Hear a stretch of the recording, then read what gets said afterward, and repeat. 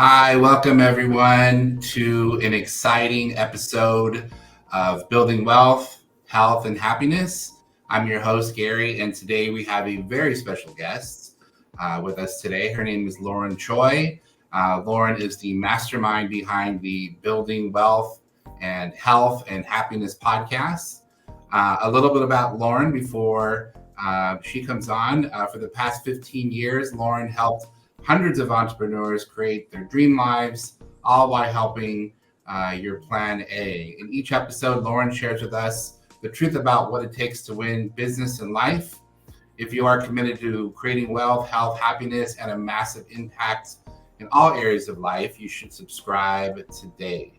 And she's here to share her insights on how to build your dream team. Lauren, thank you for joining us today. Hey, Gary, thank you. Hey, and everybody out there, if you're meeting me for the first time, I'm Lauren Choi, and I talk about helping business owners and entrepreneurs on recruiting, leadership, mindset, living life well, be happy. Don't let your business overwhelm you. A strengthened mindset will not only help, us to have a better life experience, and what was I going to say? Let me backtrack. A strengthened mindset will not only make our lives better, but at the same time, it will ultimately shape our healthy future. So today, I just want to share some team building strategies that can truly transform. My hair is falling off. Sorry. Today, I just want to share some team building strategies for everyone that can truly transform how leaders approach their team to build a dream team. You don't wanna overwhelm yourself all by yourself in business. So you wanna learn how to work with other people. You wanna create that dream team so that you can retire yourself and you can replace yourself in business. All right, Lauren. So what's the number one thing that entrepreneurs need to nail when they're building a team? Well, Gary, it's all about the vision, I think. You gotta know where you're going. You gotta know where you're going. It's like I always say, if you don't know where you're headed, you will end up nowhere fast, right? So leaders need to sell their visions like their life depends on it. You gotta keep talking to your team. You gotta keep talking and keep sharing that vision, and this vision will act like a North Star for all of your team. Right, I love it. So how do we make sure that your team is buying what you're selling? Well, here's the deal. I mean, you got to resell that dream every single day, every single day. I'm talking about morning, noon, night, make it exciting, make it clear, and for the love of all things, in leadership, make it stick. You got to get it going continuously and consistently and make it stick.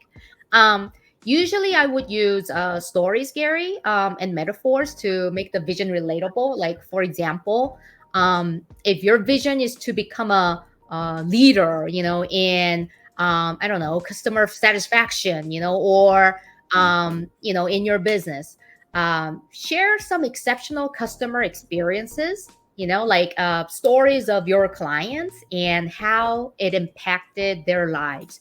A true story and real life stories, it paints a vivid picture of what success looks like for your team and for you.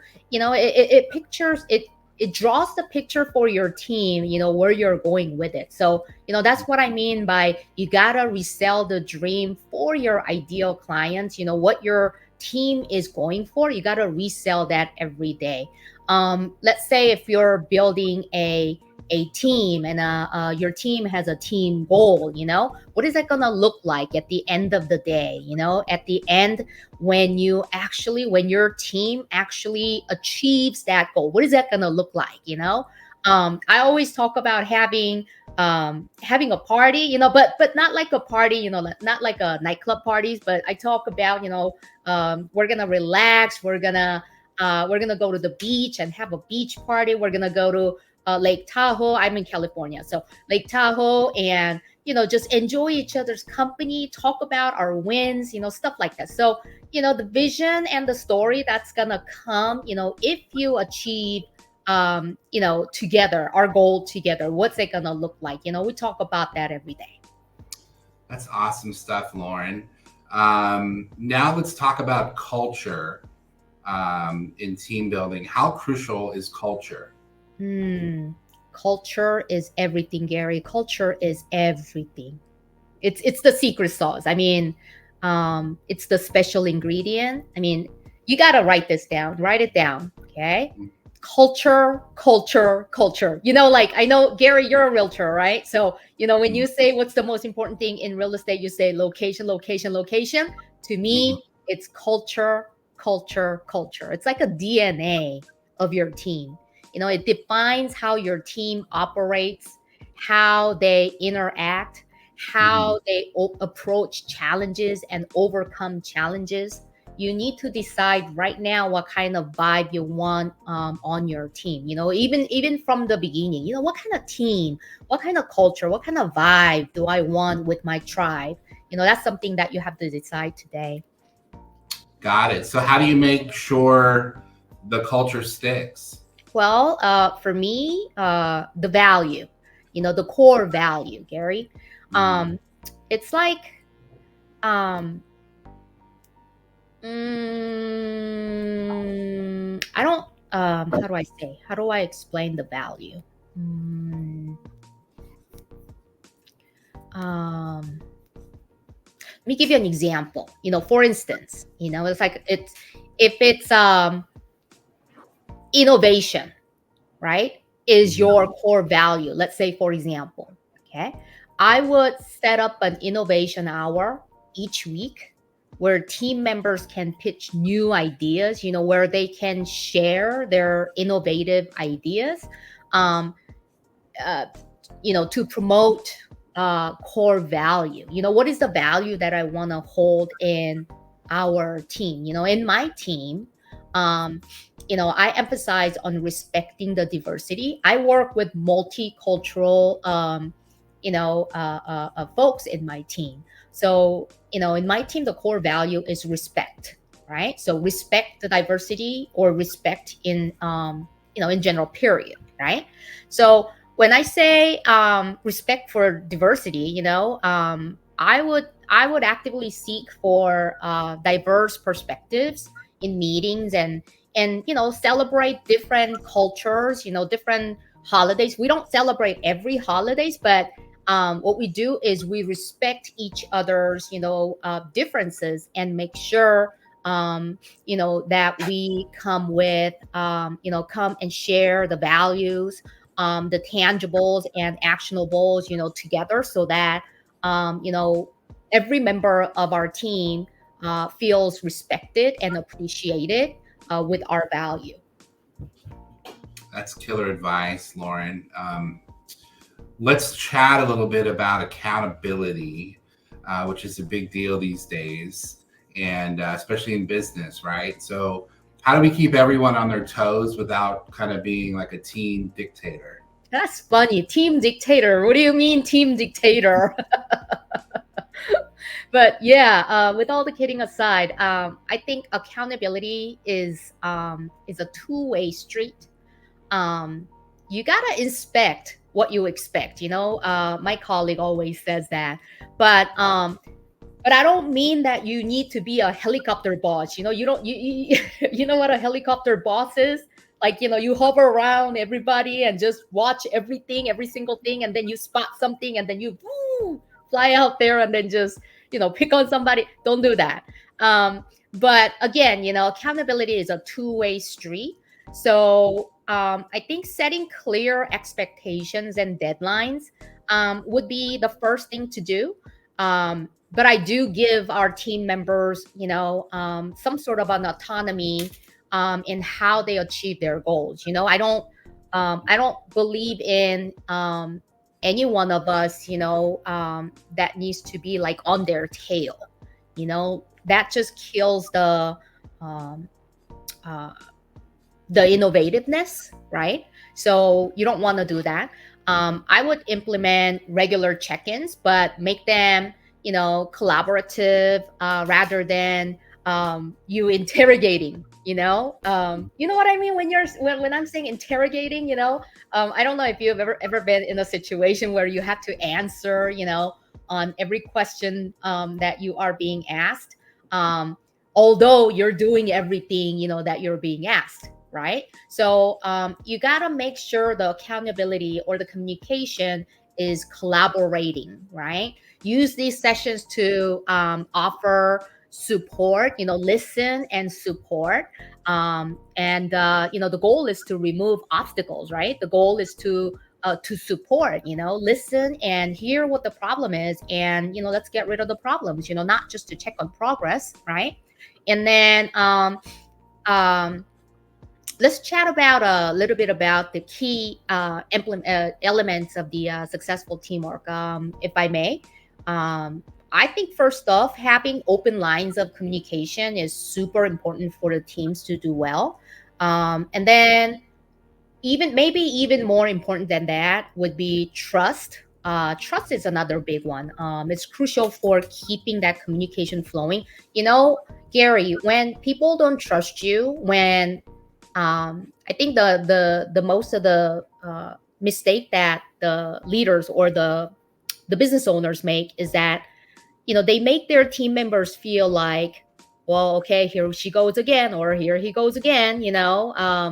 Well, no matter what I do, he's just gonna pick on me. That's never a good setting. So having that trust both ways is a big one.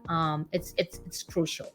um, if the leader, the person who's leading is not trusted or lacks, um, integrity or commitment, I'm sure everybody's got the commitment and integrity, but at the same time, in the eyes of the team, right? In the eyes of the team, it's not what I think who I am, but it's about, what my team thinks who I am, right? So if I'm not trusted, right? If I look like I don't have commitment, right? If I look like I change my words, all the time, right? If I look like I don't appreciate, our team, right? It can pretty much really mess with how the team works together, right? So, if I may, here's a great tip for all the leaders out there. Give praise in the public. Give praise in public, right? But address the issues in private. Okay. I know a whole lot of times I've made that mistake. A whole lot of times, when you're in that communication, when you're in a team meeting, something bothers you so much, you know that it needs to be done differently. So as a leader, rather than listening and be patient about it, we are seldom, we're too often, pick on the problems, right? And the issues. So my advice, my greatest advice for this would be give praise in public, right? But address the issues in private, right? When giving feedbacks to your team member, remember to avoid criticizing someone in public and praise them openly instead. A great book that I remember, Gary. I know you read a whole lot of books too, but a great book to check out for more tips on this particular subject would be, you remember Dale Carnegie's book, How to Win Friends and Influence People? Yes. That book is, it's just, it's not gonna go away. I know that book is old, and we've been using it for the past 20 years or so. I get it. And even before that, but that book talks about everything that I talk about. It's important to separate criticism, on in the name of critiquing a performance, from an attacking the performer, to provide constructive feedback. And this is the mistake that I made over and over and over. I never meant to attack or critique the performer. I was only talking about the outcome and the progress it should be. But too many times I made that mistake too. So one more thing, for a healthy relationship between team and the leader who's leading the team. Um, Make sure to discuss sensitive matters in private again, right? To Mm, maintain trust and open communication. That's my advice. love it. So let's move on to motivation. So, how can leaders keep their team fired up over the long haul? And how do you improve the team dynamics? Team dynamics. How? Well, I think motivation is crucial. For sustaining team performance. If you just keep killing the motivation, I mean, who wants to go to work, Gary, right? Okay. So one effective way to improve team dynamics is to have a fun environment, fun event, like fun. How about a fun scoreboard? We use scoreboard all the time, but it's not to compare you to someone else. It's different. So it's very uh, welcoming, and it's to track the entire team's progress. So we don't pick on individuals, but we do declare what we want to do, and then we strive to achieve that goal together. So for right now, in one of the chat rooms, one of the community chat rooms that we have for the leaders, we on that in that chat room, we have a goal set for June, and we have 2 days left actually for the month of June, and everybody in that room is like contributing to that goal. Like one more case, one more client help, one more living benefits help. I'm in life insurance industry, so we do fun scoreboard, tracking system, I guess, to use that. And I guess another thing that I could recommend would be consider creating like smaller groups and mini groups. I do have a big room that I just talked about where there's about 100 plus people, like contributing and participating, to the big goal that we have for June. But at the same time, I have a mini groups. I think numerous mini groups. I don't even know how many mini groups I have, but I have mini groups where it's actually creating a healthy tribe. A very small groups like 20 people, like 10 people. Some of them micro groups like 5 people, but majority of them have about 20 people in it, and it's a healthy um, environment where it allows everyone in that mini group to see how this group is contributing to the big group, right? So every tribe, I would like to call them tribes. So every tribe will have a different goal, for that group. And every tribe has a different culture. So one of the tribe that I have with the 20 people, that's with go-getters. That's where high performing, like runners are in there. So they actually keep me on my toe versus the big group, right? 100 plus people where we're at, sharing and contributing to our big goal. That's that group, we just have a very warm, encouraging environment. Versus that small tribe that I have, it's every day, starting like 6 o'clock West Coast time. So I guess 9 o'clock East Coast time, but everybody starts, running every day and then puts their best effort in there, and we share, our daily wins and some goods and some bads as well, and we share our ideas, to make sure that we are, helping each other, supporting each other to bring our numbers into the big room and make sure that our June goal for the entire group is met. Um, and I mean, how many of us, the business owners, actually would like to, have us have an environment like that, right? It's a dream come true, isn't it? Right?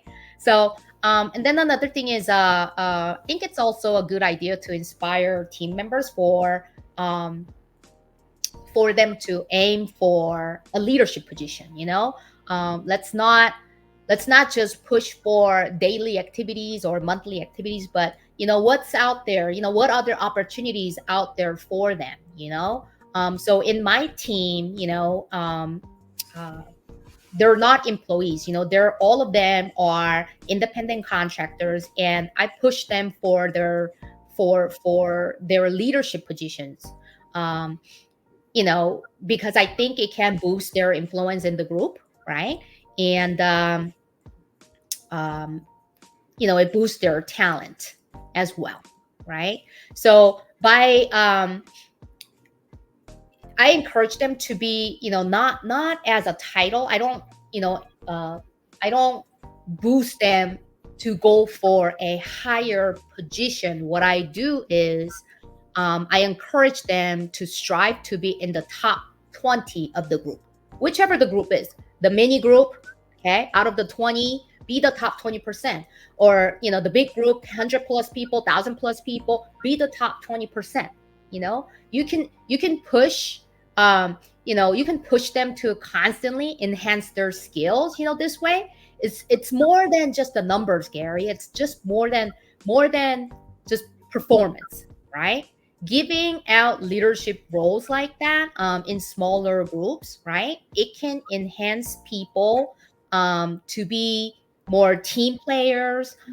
You can make them, to stick together, to support together more. It just creates this team environment, a true team environment where everybody wants to help each other. But to strive to be in that top 20%, I think that does the magic. And also, I think the last one would be, we regularly, we share stories. Okay, we share stories of our client wins, or we share stories of how I anticipated today would be, but it didn't go that way, but I made it this way. If I were to tell you one thing about the team that we build here, um, everybody supports everybody. Everybody celebrates both bigs and small wins, right? Everybody celebrate both big wins and small wins, right? But also, um, when you're not having that great day today, okay? It's only today. It'll only stay within today, because everyone in that room will support you, okay? So that your tomorrow will change.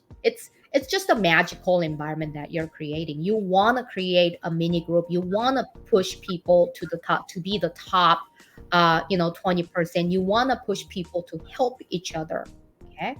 um, and I think that makes everybody to understand our goal as a team, and also understand our value, our core.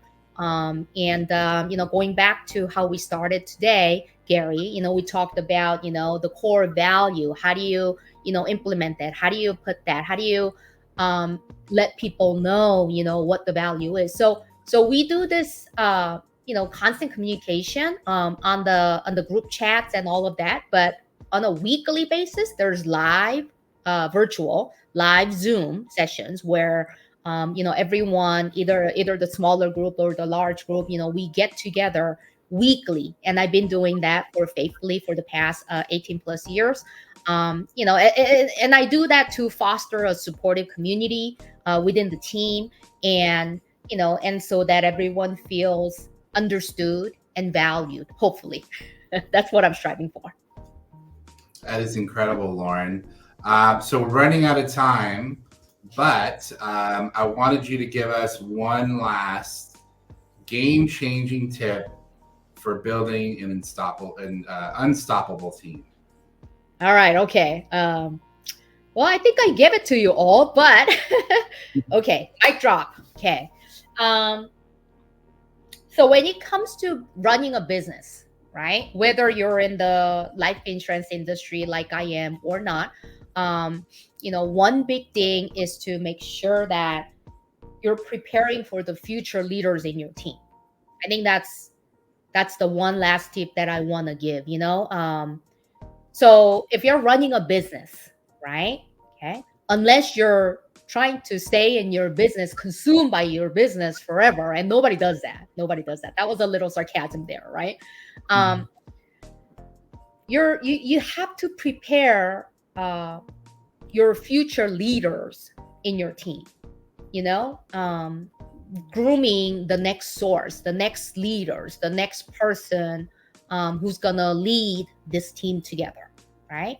What does that mean? It means you're not just building a team, but you're building leaders, right? Your job as a business owner, right, is to make yourself replaceable. And I think that's the hardest thing that I see people have to do. But trust me, it'll make your life so much more happy, and you're gonna be so much healthier, okay, if you do that. So I mean, if that freaks you out, you're thinking way too small. Okay, it shouldn't freak you out, right? You gotta offer mentoring. You gotta provide challenging assignments and do that together. You gotta give team members chances to um, you got to give your team members chances to lead projects together, or initiate projects together, right? Okay. Build people who can do what you do. Okay. I think that's the key. Maybe even better than you do. Let's not think that I'm the best at, everything that I do. I mean, I think that's the thing that I had to implement for myself and for thousands of people that I've been mentoring. Let's not think that that I am the best person for the job. But let's build the people who can do what you can do. Okay, maybe even better, right?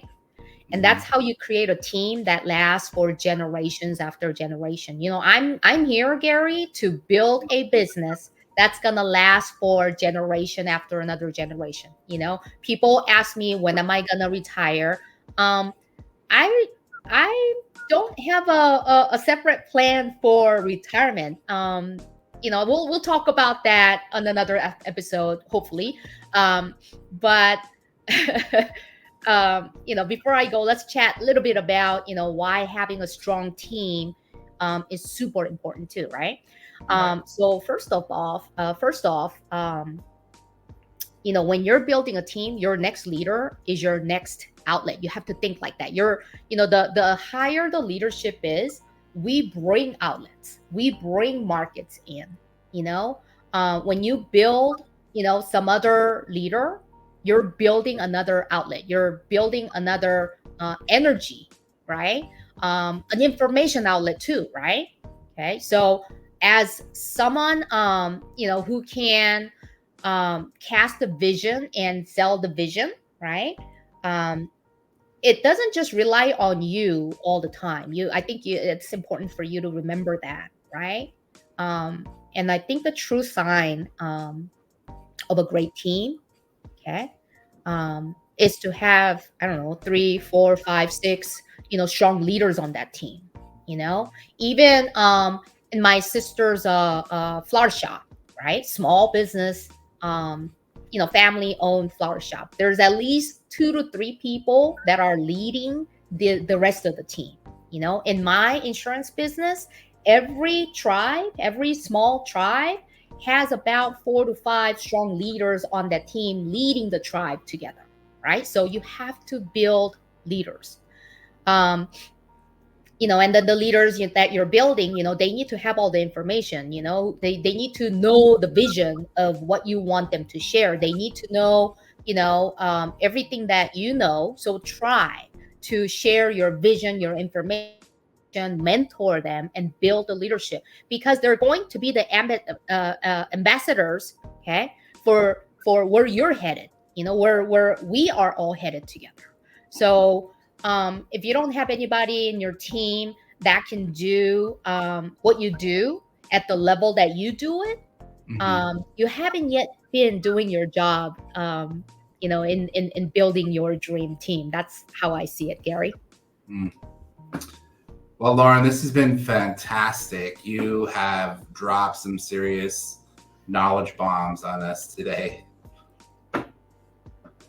And before we go, how can people find you? How do they look you up or find out about your programs? Well, you can visit my website at laurenchoiofficial.com. I think that's on the description. So, and also for upcoming events, we have lots of events. We have constant events, different events, in different states, different cities. It's all going to be on upcoming events on my website. So visit laurenchoiofficial.com/events. If you go into the website, you'll see. Also, Instagram. Do I talk Instagram? No. Yes, this is your catch-all web address, right? That can find all of your channels in one quick place. Your hot bio. Awesome. /Lauren Choi Official. So thank you so much, Lauren. That was amazing. Thank you for everyone else for tuning in, and we will see you on the next one. Bye.